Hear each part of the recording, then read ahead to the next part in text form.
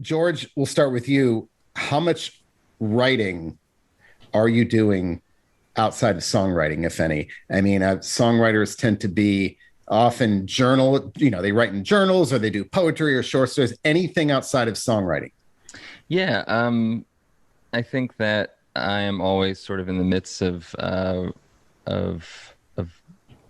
writing new ideas, even if I'm not writing, say, a specific piece. I'm typically keeping notes of things that I'm thinking about, things I'm waking up thinking about,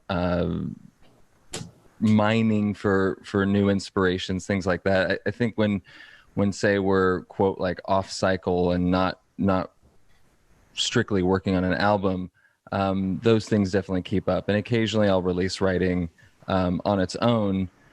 But yeah, I think it always sort of needs to be a forward momentum, and then when we get to a point where we're actually placing them, I can choose between what I've written, and in that way it's less strenuous than having to kind of come up with all of the ideas and all the forms in a more immediate way.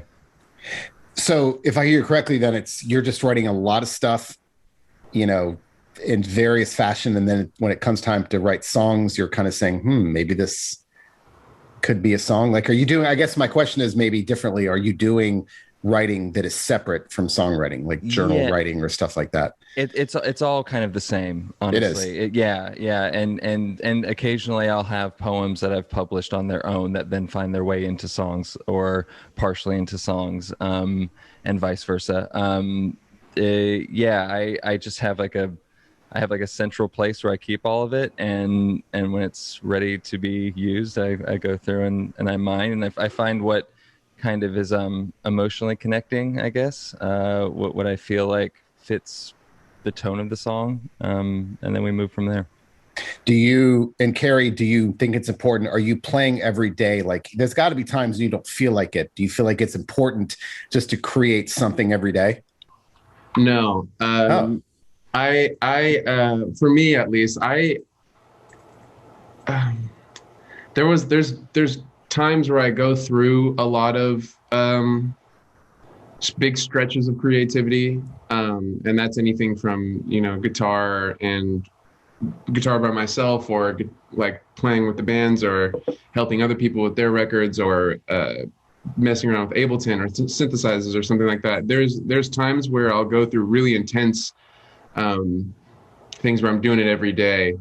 And then there will be long stretches being like a couple of weeks or something like that, yeah. where maybe I will sort of get on Ableton once a week or something like that, or I'll sort of pick up the guitar here and there. But I've found, at least in this point in my life, at least, that it's really important for me to not try and force anything, and to let my brain kind of relax and kind of recycle itself in a weird way. So when you're not creating and it's not happening, that doesn't bother you. You're good with that. Like you don't get anxious. No, no, I don't. I feel almost like, um, well, because there's two kinds of creating, kind of, for me. There's like the stuff I do by myself at home, like I said, on Ableton or synthesizers, or sometimes I will help other people with their records or whatever. And then there's like the band, capital Mhm. letter, the band creativity. And that the latter of those is almost like it's almost like a fine-tuned muscle at this point, where when the five of us get in a room together, I don't even have to really do anything. It just kind of turns itself on, and we all know each other so well, and we can read each other's minds, and we're in such a groove that it kind of just like, goes back to this, and we get back into the familiar um, swing of things. So I don't really get concerned at all. I try not to force it, because when I force it is when I find I write a lot of derivative things, or yeah, stuff like that. Yeah. So George, rather than the typical question of, "Hey, did you write a lot during the pandemic?"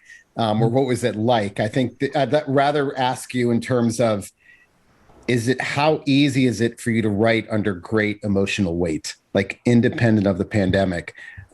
George, regardless, do you find that there's a point where emotional weight just makes it difficult for you to write, or is that the easiest time for you to write?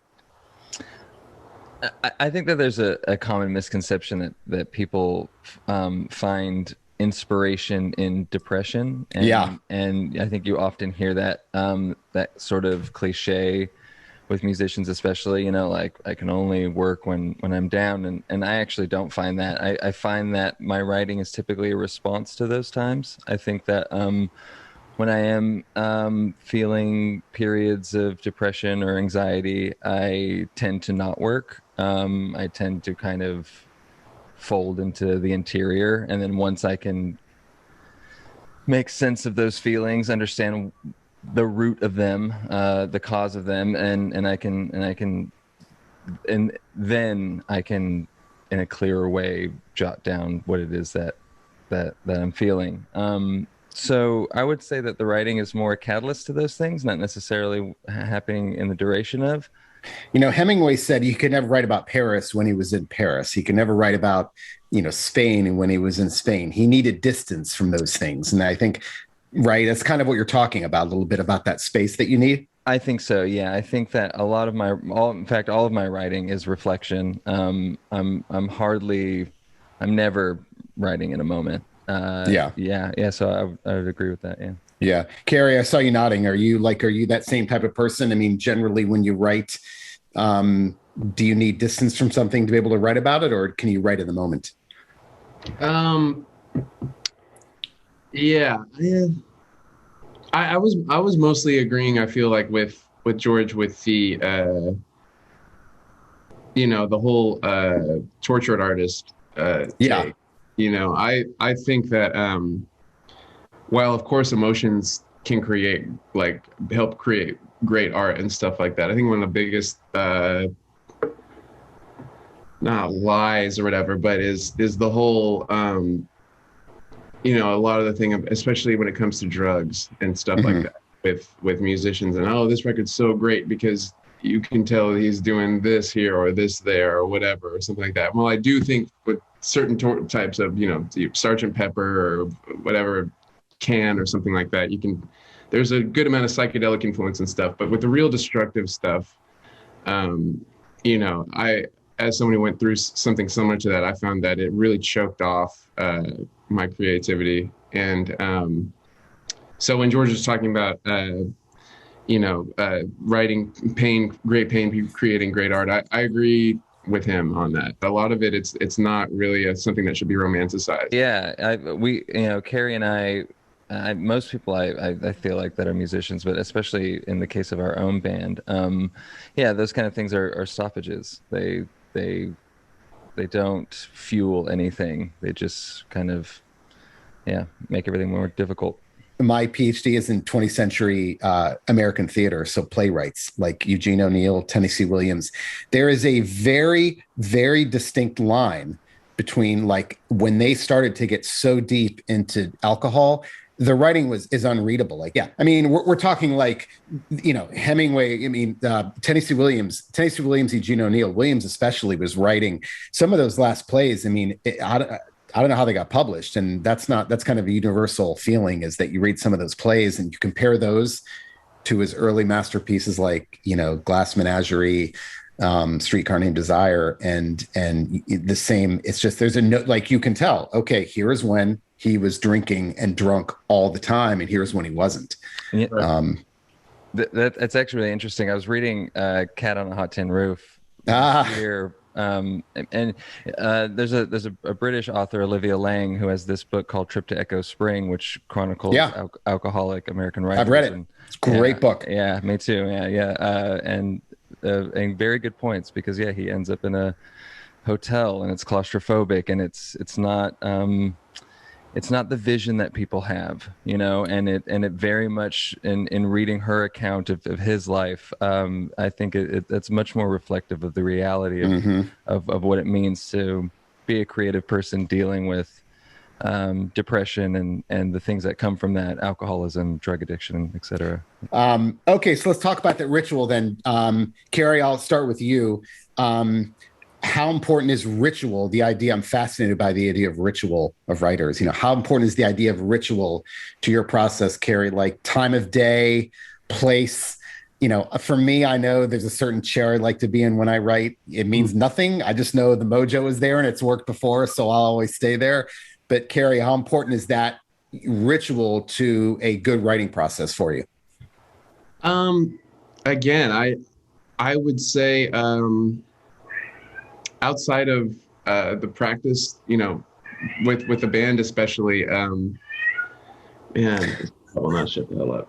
Outside of the certain, let me think. It's really, the time of day does not matter for me. There's certain things before and after that I like to do that are very important to me. I find there are things that I can do that are where I'm in the best possible headspace to, receive whatever universe. A lot of that is I pretty much try and surf every day if I can, pretty early in the morning, and then I like to, depending on the day, like go to the gym after that. And when I come home from that and I've showered and eaten something and made some coffee or something like that, I will sit down at like the home studio, and that is usually when is like I'm in the best possible mood to make something if it's a day that's going to happen. Again, with a band, it's a thing where it becomes a ritual strictly because of our general schedule. So it's usually a thing of, again, I will try and squeeze surfing in like pretty early, and then be at our practice space up in Tahunga by like 10:30 or so. I think is usually when we do 10:30 or 11. Yeah. And I guess that's a bit of a ritual in that we always have Cathy's cold brew there, which is ridiculously strong. And it's always like the same 10 minutes walk in, say hi to Shiv and everybody, and then just start bouncing ideas off of each other. So for me, it's more of, it's different because I don't try, I really try and make sure that as lazy as this may sound, I try and make music feel as little like a job as possible. Mm-hmm.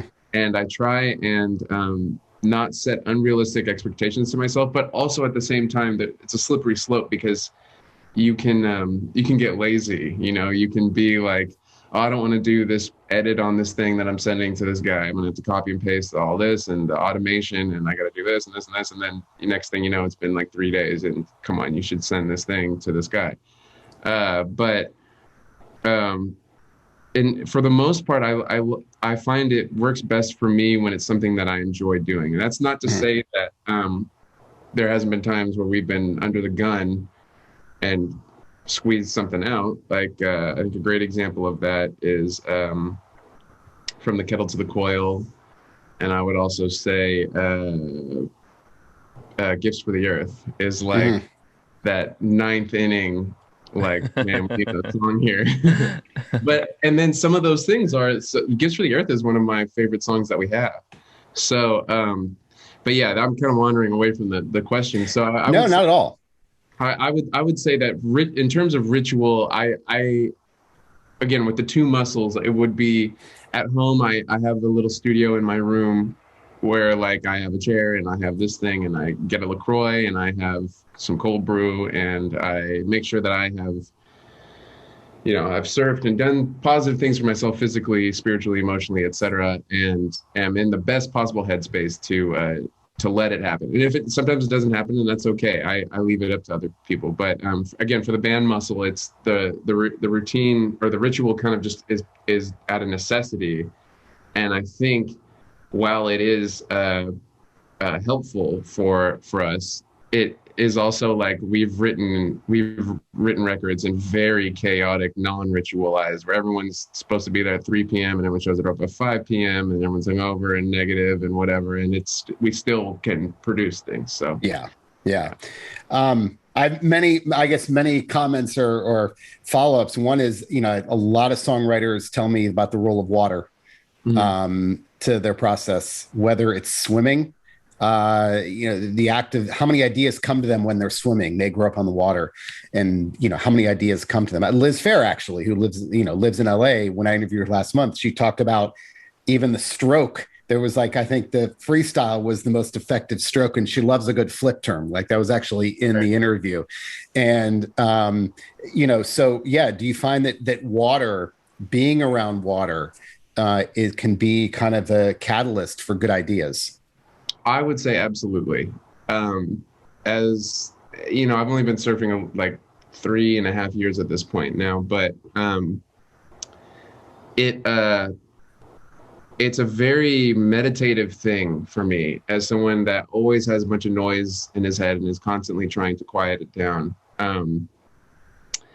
It's one of the few times in my life where I can really purely be in the moment. And that's both when you are in the middle of a wave or whatever, and then also there'll be these really peaceful moments where you'll just be out there, and you'll like, you don't have a watch on, you don't have your phone with you, you don't have anything. And a lot of times, some spots I'll go to, it'll be 2 guys in the water or something like that, 2 people in the water, and it's just you and this very hypnotic rhythmic motion, and you're just sitting there. It's almost like you're driving or something. When you're driving, you're sitting there, and your front brain or whatever it is focusing on the task at hand, searching for waves, being aware of your surroundings, making sure like I can go for that, or I should get over this before it, trying to be aware and be safe in the water. And then the back of your mind, I'll always find that I will have 15 seconds of a song stuck in my head over and over and over and over and over again. And then, because it's just doing that, and the front of my brain is busy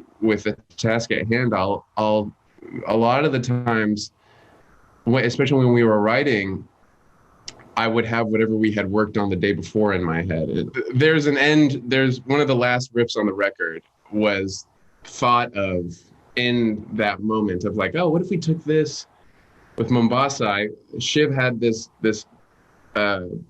acoustic thing, and I had done this very wistful kind of delay lead over it, and which again was something that was I was trying to mimic like essentially like the feeling of like sunset at a beach, and it's a beautiful day, and you're kind of just in this wistful little like gratitude moment, and so I wanted to take those chords and kind of repurpose for them at the end with this big like rush of emotion kind of feeling, and to expand upon it and take it even further than it had been before. I had the idea for that actually with Chris, our bass player, out in the ocean. So, George, how about you? I guess, do you have how important is ritual to your process? I think I'm like Kerry. I like to show up. I like to show up feeling bodily energized. I like to usually it's him and I kind of have a similar schedule. Wake up, go to the gym, and then come back, shower, change, grab a coffee on the way to the studio. Probably have a coffee right when I get to the studio. A little bit of food, like a protein bar or something. Just keep enough to keep my body quite settled as we start. But other than that, to be honest with you, the ritual is kind of just us being together. It's the collective. That for me, it doesn't necessarily matter, because as Kerry was saying, we've had so many different experiences that I find it doesn't necessarily matter what time of day it is or where we are, what city we're in or space we're at. it's the chemistry between us, when we're all settled and as one, that that consistently shines through. And that for me is the consistent part, is the thing that is always the same, regardless of surrounding. But yeah, I do like to do those couple things and just get into like a decent headspace and a positive headspace, because you're going to run into brick walls, and it's completely natural. And some days you're going to want to say, we don't have anything else. And it's important to be clear-headed about those moments and to not get beaten up about it. Now, this is a lyric-specific question for you, George. I've found that first of all, I guess when it comes to lyrics, are you a computer or a pen and paper person? I would love to say that I'm more of like a pen and paper person, because it makes me seem distinguished. But no, I'm not. I'm hardly even a computer person. I'm straight up like notes in my phone. Oh, you are? I do, just to be safe, I transfer them. But yeah, a lot of it's in the same way that Kerry gets inspired surfing, I find those moments of autopilot to be inspirational for me as well. Say something like driving or running, which I do a lot. And if those automated movements are taken care of and my brain is freed up, typically thoughts tend to flood. And as I'm not one that runs with a paper, pad, and pen, but I will have my phone on me. Yeah, I'll stop a jog and kind of figure out some sort of like mess, like a quick paragraph, and then I'll keep going, and then I'll revisit it later on, and so on. But yeah, that's definitely it's a lot of the time it's very on the go. I'd be curious, the cadence of movement ever inspire you with words, or Kerry with music? Like, how much does that monotony inspire you, or the movement, whatever it is itself? I think a little bit. I think especially with driving, I think because driving for me is so languid mostly, especially if I'm going out, say, to Cathy's house, our manager, where we tend to practice, which is outside the city and on like a long stretch of highway. Yeah, that suspension and fills me with a certain amount of calm, and that calm allows me to grasp ideas, grasp language, vocabulary in a much more clearer way than I would be able to otherwise. And I think so, because when I'm talking about driving, it's not like heavily trafficked, right? I'm not in rush hour. It's a fluid, slow experience, and and one that's typically very helpful. Yeah. So, Kerry, I guess, how often outside influences, things that you, I think sounds or things that you hear, do you get inspired by and think, oh, maybe that's a riff I can start? I think,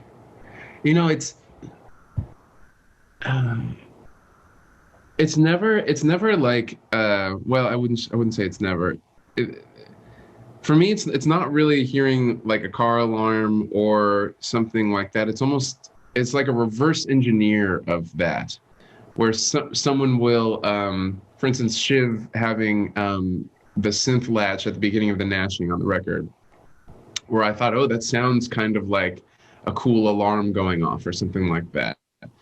I think for me, the way that outside influences help inspire me the most is when you can take other pieces of music or things that I've heard on soundtracks or in different genres or something like that, and you can apply the general principles of them to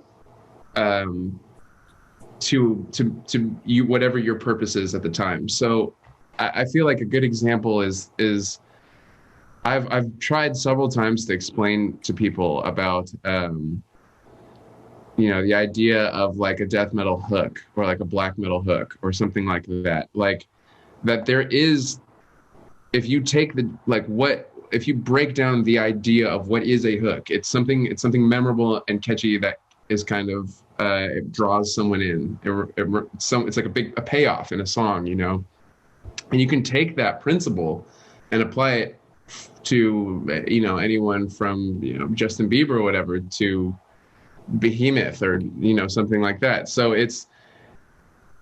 that is the kind of thing that I feel like I more get inspired by. It will be like, you know, this is kind of a cool thing that Massive Attack does here. You know, they're holding the tense bass line while the chords cycle around it. And then after, you know, 4 bars or something like that, they give you the release, the relative major or whatever. And that's like a big, like, welcome home moment. You can apply that to anything with a blast beat. You can apply, you know, you can take a Cranberries song and put a blast beat behind it, and you will get, it will not sound out of place. You know, Mm-hmm. it's, I feel like those recontextualizing other music is more of where I get inspired from than generic sounds. I almost kind of wish I did more though, hearing keys jingle or something. That sounds like a Yeah. Shink thing. Yeah. So, Kerry, do you have a lot of, I'm sure both of you, I mean, you must have a lot of discarded ideas that you think, you know, this isn't working now. When you're in a rut, how often do you go back, Kerry, to those ideas and say, let me leaf through some of these, you know, and see if maybe this will inspire me, something that maybe was a year or two or longer ago? Yeah. It's definitely whenever we're writing a record. The biggest example of that, I think, would be the end of Honeycomb, off of Ordinary Corrupt Human Love. That riff, there's like that big ring out, and then there's like a palm muted, like dun, dun, dun, dun, dun, Yeah. dun, dun. That riff is literally from 2009, I think. Oh, wow. Yeah, and I went over to a friend's house and just messed around on his GarageBand, and he had an you know, an interface and stuff like that, and I emailed it to myself, and then yeah, when I was working on Honeycomb, you know, we needed an outro to it, and I remembered it, that I had it, and was like, oh shit, it's in D major, it's in drop D2, like this will fit kind of the vibe we're going for at this point. There's that. There's a few times where I've done that, but you know, I think the important thing is it always winds up becoming something other than what it originally was. Like, especially when it, you know, I'll take an idea and I'll say, hey, what do you guys think about this, and show it to people, and it always winds up inevitably both different, some degree of recognizable or unrecognizable, and then also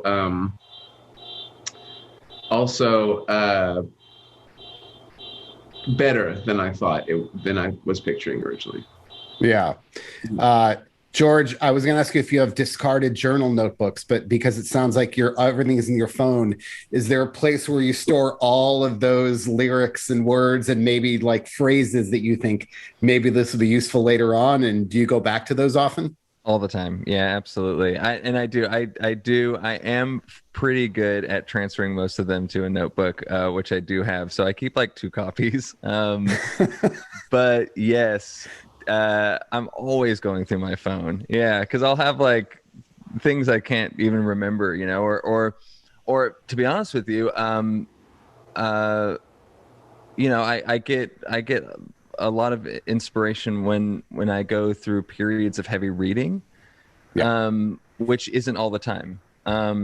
It's fairly consistent, but there are times where it really kind of like ramps up, and I'll even create a list of like just words that I like. I have like vocabulary lists. You know, I was like, oh god, it's such a great word, and I'll often go back to those, and especially if I need something actually specific for a part, I'll go back, I'll look at those, I'll think about what can fit, and I can usually quickly become pretty inspired, or at least it will trigger perhaps a memory of why I wrote it down to begin with, you know, and I'll be like, oh yeah, I connected with this emotionally because I was reading this, and it very rapidly just kind of, I find it in my own writing really fast, or I can edit a piece and include it, or I can just do whatever I want with it. It ends up being this sort of puzzle. Taking pre-written lyrics and forming them to the songs that the guys are writing is always like putting together a puzzle. And especially with this record, where we were doing that as we always do, but this time we were focusing on making hooks out of them and making excuse me, making real choruses out of them. And so it was that process of picking and choosing and puzzling and putting together that puzzle was more intense this time than it had ever been. Okay, so let's end with this then, because you mentioned reading, and this is always my last question. I found that songwriters are, for the most part, voracious readers. You know, I just don't talk to many. There are a few that say, yeah, I never read. But so I guess, George, who do you like to read? Do you have certain go-tos? Do you go through like, do you go through an author, or do you go through a genre? Let's talk about your reading habits. So if I'm wanting like specific inspiration, if I'm writing, especially for Deafheaven, Maria Doce Loinez is a big one. All of her poems on solitude are very much reflect a lot of things that I feel often, and so she is referenced quite a bit. I was reading a lot of like post-war kind of Polish poetry. This writer Alexander Watt, Szymborska, Milos, the majors. A lot of Lydia Davis. I recently got her like collected works and her collected essays. I think something that was on everyone's list was Ocean Vuong's On Earth We're Briefly Gorgeous. I felt like that was just a huge book, and one that kind of sticks with me still. And then I was reading a lot of political stuff in the last year. This is another interest of mine. Doesn't necessarily filter into songwriting, but I read a couple Anthony Beevor books on World War II. I read Eric Foner's Reconstruction. I have Manning Marable's Malcolm X biography, and How Capitalism Underdeveloped Black America. Harry Braverman's Labor and Monopoly Capital. Just kind of dry. There's only so much like, kind of like emotional reading you can do. Even though I think that historical reading is quite emotional, I do enjoy the kind of the occasional sort of academic thing. And I'm glad you mentioned poetry, because very few songwriters read poetry. It's very distressing to me. I can count on probably one hand the number who are influenced by poets, but I find I always read 2 or 3 books at a time. I never could do that before. And I was always a 1 book at a time person. And now I make sure I read like 1 novel and 1 nonfiction book at the same time, maybe some poetry. And some songwriter told me that, and it changed my reading habits, because what it does is that as I'm reading that fiction book, that nonfiction book is somewhere, I know, like stewing around. And that changed my reading habit entirely. So do you do that, or are you a 1 book person? Yeah. Typically, I mean, I think the benefit to poetry is that you can skip around. And yes, especially if I'm reading something that's kind of academic or frankly just depressing, like reading like when I was reading Fall of Berlin 1945, like so much of that book is very harsh and hard to get through, just because the content is so severe. And so you take breaks, and I need a little bit of not that poetry is light, but it's just other, and it's cleansing, and the both play off each other quite well. I'm